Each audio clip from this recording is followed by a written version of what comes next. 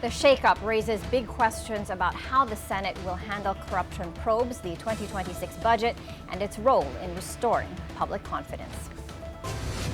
Now, the transfer of power at the Senate is more than a political story. It has implications for governance, policymaking, and the economy.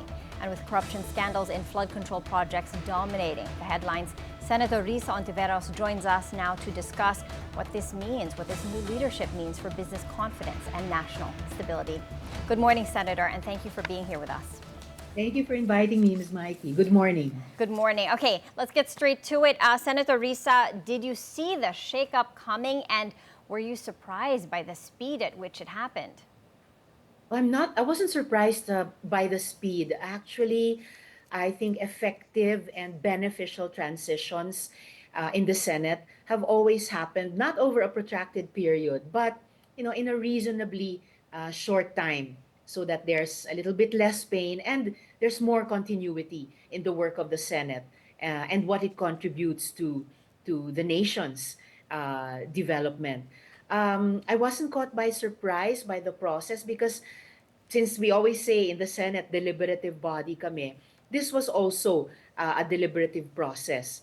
For those of us who were finally enough in number and confident and hopeful sa aming pakiramdam to effect this transition in the leadership and to elect now Senate President Tito Soto as our SP. Yeah, it was nicely, cleanly done, fast, with continuity. You voted for Senate President Tito Soto. Why support him? And why was this change needed? Well, this change was needed in order to consolidate the good work that had already been done by previous Senate leaderships and expand it moving forward. Of course, I voted for Senator Tito as our new Senate President dahil sabi ko nga dati na akong bilib sa liderato niya, which is why I voted for him as Senate President in the opening of session last July and proudly joined him in the minority with him as our minority leader then. So I think these two things came together, Ms. Mikey, yung bilib ko at bilib naming lahat na bumoto para sa kanya, sa liderato niya, sa panahon ngayon, no? In the context of the institutional challenges that the Senate is facing outside our walls and even inside. So I'm more hopeful, even more hopeful now. Now we will be up to the task. And there are conflicting accounts, Senator Risa. So we'll just ask you, was Senator Escudero forced out or did he step down voluntarily? And how important is that distinction now? It's very important. So I'm glad I can share with you, Ms. Mikey, that former Senate President Chis Escudero was a real statesman until the last day of his term as our Senate President. He calmly received the news that enough of us ay gustong ihalal naman si Senate President Tito Soto bilang SP. And in what I think was a very important and even touching note to the transition yesterday, siya pa ang nag-administer ng oath of office kay ngayoy Senate President Tito Soto. So for me, this was one of our quieter but prouder moments as an institution to effect that kind of a transition. At salamat kay dating SP Cheese para doon. Yeah, well said, Senator Risa. I also wanted to ask you, what did this have to do, the shakeup at the Senate leadership? What did it have to do with the flood control contractor donating 30 million pesos in 2022 to the campaign of Senator Escudero? The whole question of a more open, transparent, and accountable budget process, plus the controversy now being heard in the Senate Blue Ribbon Committee, sparked by the privileged speech of and now SP Pro Tempore Ping Lacson on the flood control projects. These are all the big waves or the big noises buffeting not only our whole country but the Senate as an institution. And it's on the mind of every citizen at pati kaming mga senador na mamamayan din naman na this was the best thing to do at this time. This was the best time to do this to effect a Senate leadership transition na mas ibobolster yung kakayahan at pati yung perception sa Senado, that we can face these issues squarely, bring good answers to the table, and then push the envelope moving forward, na isa kami sa mga institusyon sa ating bayan which will step up to bring, no, more transparent and accountable governance, cleaner and complete budget execution to our citizens, citizen taxpayers. Yeah, definitely. Going to specifics, the PCIJ report shows that Center Waste Construction, a major flood control contractor, donated $30 million to Senator Escudero's campaign. From your perspective, ma'am, how dangerous is this overlap between government contracts and political financing? With due process that must be assured to everyone who is mentioned in connection with any of these cases, it remains important, of course, eminently important to the Senate to put up the guardrails where they should be. Kung saan yung tamang mga harang between the state, the private sector, civil society, and how these three most important sectors of our society interact in important processes, whether these are budget making or project execution or investigation, such as is going on now in the Senate Blue Ribbon Committee. So importante para sa amin that those lines remain clear and strong, never perceived to be blurred. Kasi kapag nangyari yon, all the more the Senate has to strive as one of the institutions na tasked to do this para i-restore yung confidence ng at yung trust, no, sa pagitan ng ating gobyerno at ng ating mga mamamayan. Senator Hontiveros, you mentioned the Senate's Blue Ribbon Committee yesterday. Let's talk about the Discaya testimony. DPWH contractors, the Discayas, they now want to testify as state witnesses, possibly gaining immunity. They also admitted to giving 10 to 30% kickbacks to lawmakers and DPWH officials, but they presented no evidence beyond a signed affidavit. As trust is an issue, how much weight should the Senate give their testimony without any hard proof? Oh, without any hard proof, if that's what it will look like, their affidavit until the end, then practically nothing. But an affidavit, a sworn affidavit, is still a potentially important first step. Ngayon, kailangan nilang back-upan yan. Ms. Mikey, hindi pwedeng mag-aamin lang sila, maglalaglag lang ng ilang mga pangalan.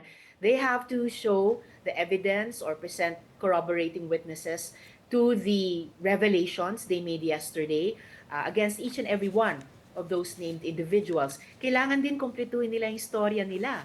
I'm sure it didn't escape your attention that they spoke only of the periods 2022 until this year, 2025. What happened in 2016 to 2022?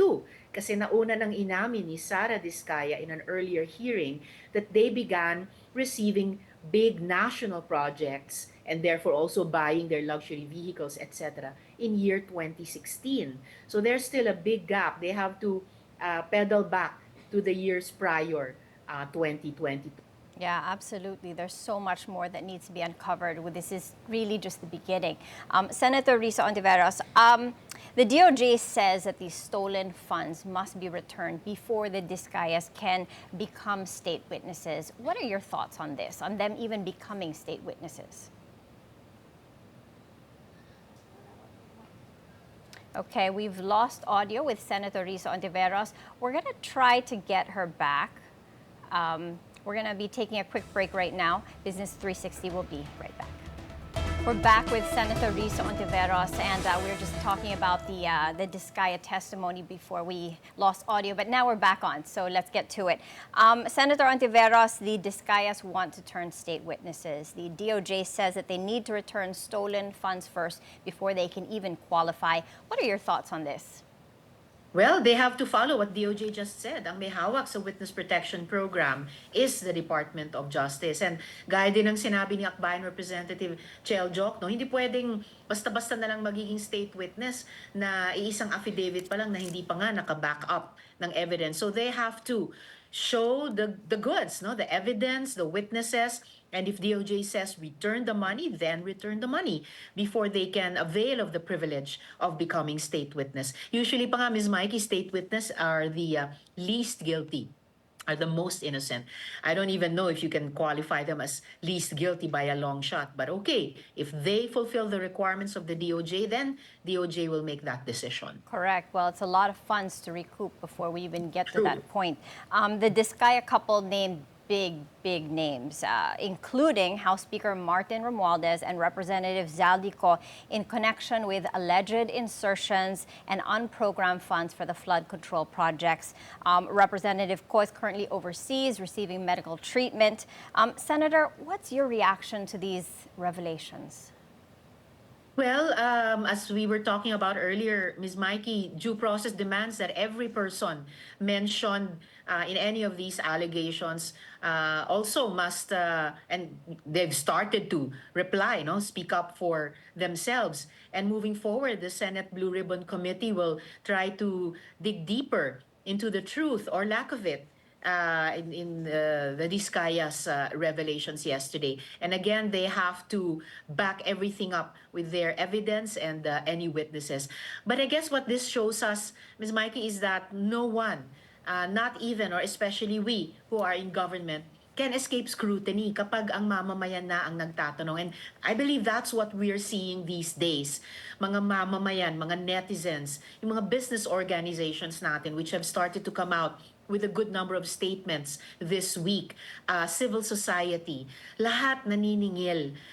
Hindi lamang sa mga contractors, hindi lamang sa mga DPWH officials at employees, pero pati sa aming mga legislators because we hold the power of the purse. Kami ang gumagawa ng budget taon-taon. So if ever questioned or challenged, then we simply have to prove and to retain or regain the trust that indeed we are holding the people's money, the people's taxes, and spending them properly. You know, fresh in recent memory, Senator Risa, is the pork barrel scam. For example, Janet Lim Napoles went to jail, but no lawmaker did. There is no, Janet Lim Napoles without any politicians. This time, are you confident that the Senate will pursue these cases fully, even if it means implicating powerful colleagues? Well, the good thing also is that the Senate is not alone. Nandun yung TRICOM sa House of Representatives at nanawagan na dati pa si dating Minority Leader, ngayon Senate President Tito Soto, at iba pa na magkaroon ng third or independent investigating body para mabuo, makumpleto nitong tatlo at least yung malaking puzzle. And recently, the President announced na magbubuo din nga daw siya ng ganyang klaseng independent investigative body. I think at this point in time, Ms. Mikey, this issue has been blown too wide open for forcing everything back into the bottle and putting a stopper to it. Nakikita yung reaksyon ng ating mga kababayan, pati mga netizens.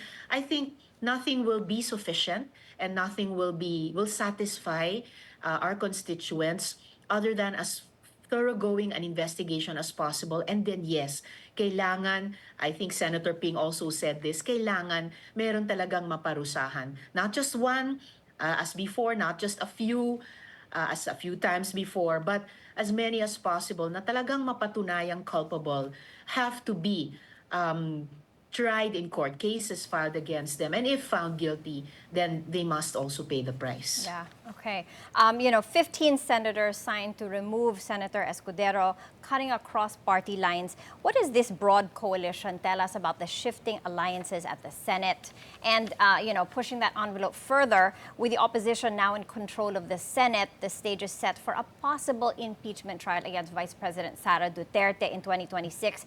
How does the shift in Senate majority change the landscape for that case? Of course, an impeachment process remains one of the four main tasks that the Senate as an institution may take up from one time to another.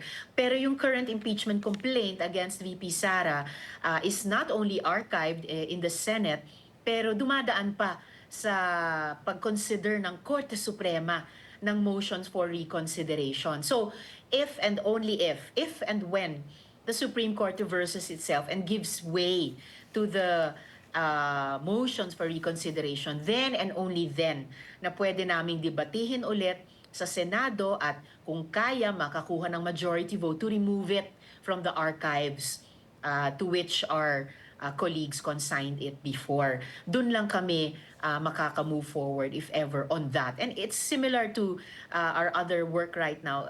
Important kasi may kinalaman sa transparency and lalo na accountability. Sorry, I missed the first two parts of your question. The first part about Shifting alliances. Oo, dito sa Senado.